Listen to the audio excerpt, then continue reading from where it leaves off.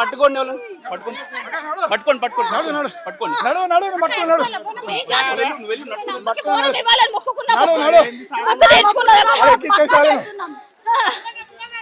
బోనం ఎక్కించా వచ్చేసి నడవక తొందర నాడు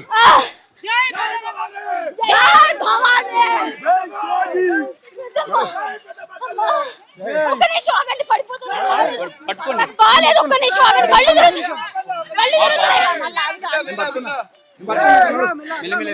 తిరుగుతున్నాయి.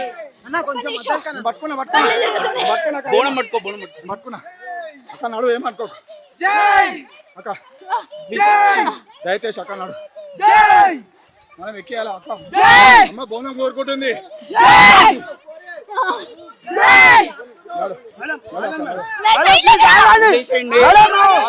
పోలీసు వాళ్ళ దౌర్జన్యం చాలా అన్యాయంగా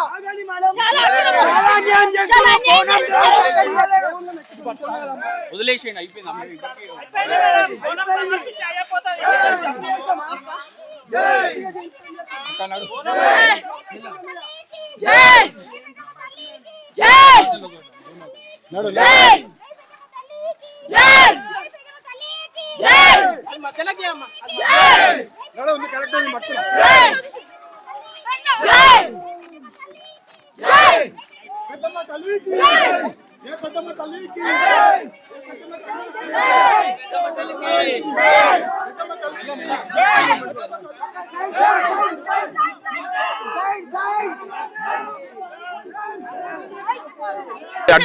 పోలీసులు తప్పేమి లేదండి, ఎందుకంటే వాళ్ళ డ్యూటీ వాళ్ళు చేస్తున్నారు. పోలీసుల పని ఏంటి, వాళ్ళకి వచ్చిన ఆర్డర్ వాళ్ళు చేస్తారు. వాళ్ళకి అక్కడి నుంచి వచ్చిన ఆర్డర్ వాళ్ళు చేస్తారండి. వాళ్ళ ఉద్యోగాలు వాళ్ళు చేస్తుంది. వాళ్ళు హిందువులు కాదా, వాళ్ళకి ఫీలింగ్స్ ఉండవా? వాళ్ళ మనసులో బాధపడినా బయటికి చెప్పలేరు, వాళ్ళ డ్యూటీ అది. పోలీసులు మేము అనమండి, ఆడైనా మగైనా. కాకపోతే ఏంటంటే కొంచెం దౌర్జన్యం చేసినప్పుడు బోనం లోనకి తీసుకెళ్తున్నప్పుడు కొంచెం మమ్మల్ని చూసి చూడట్టు వదిలేసి ఉంటే బాగుండేది. అంత గట్టిగా బిగిస్తే నాకు హెల్త్ బాగాలేదు.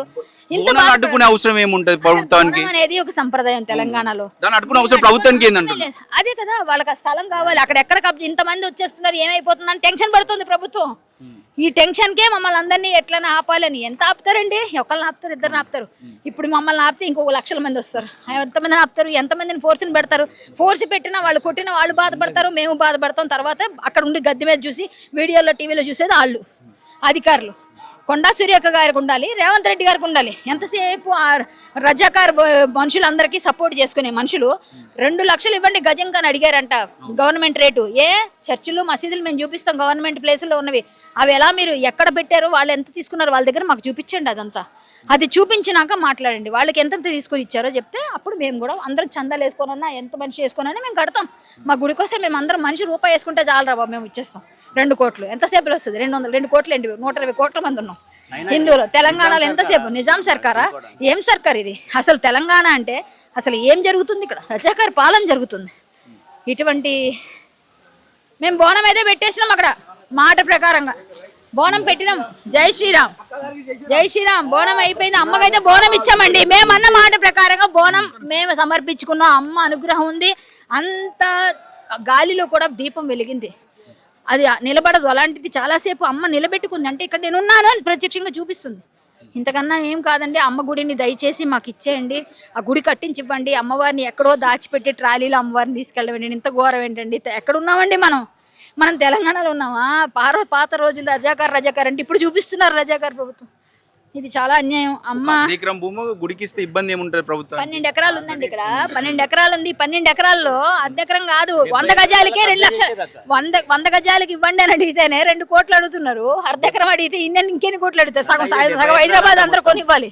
నరసింహస్వామిది 70 ఎకరాలు అంట. 70 ఎకరాలు 12 ఎకరాలు మిగిలింది. మొత్తం కబ్జానే. ఇది మొత్తం తీయించండి. అసలు ఫస్ట్ మొత్తం తీయించండి. ఎవరెవరు బడాబాబులు ఉన్నారు, ఎవరికి అమ్మారు, ఎవరెవరు ఏం చేశారు అని తెలుస్తాయి. అసలు గుడి ప్లేస్ ఏది?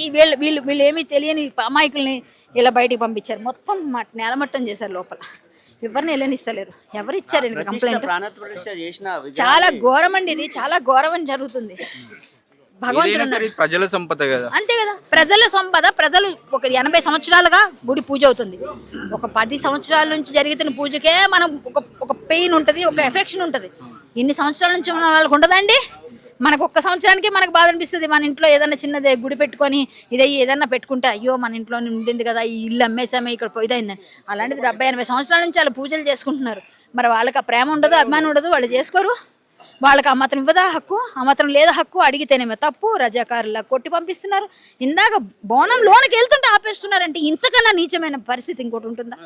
అమ్మవారి దగ్గరికి వెళ్ళాలనే ఇది లేదా మాకు? మేము అనుకున్నది మేము అమ్మవారికి బోనం ఇవ్వాలి, ఇచ్చాం కదా, అమ్మ తీసుకుంది కదా, మేము చిత్తశుద్ధితో పనిచేసాం, అయింది.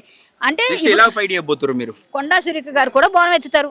మరి ఆవిడ చేసింది యాక్టింగో నిజమో నాకు తెలియదు.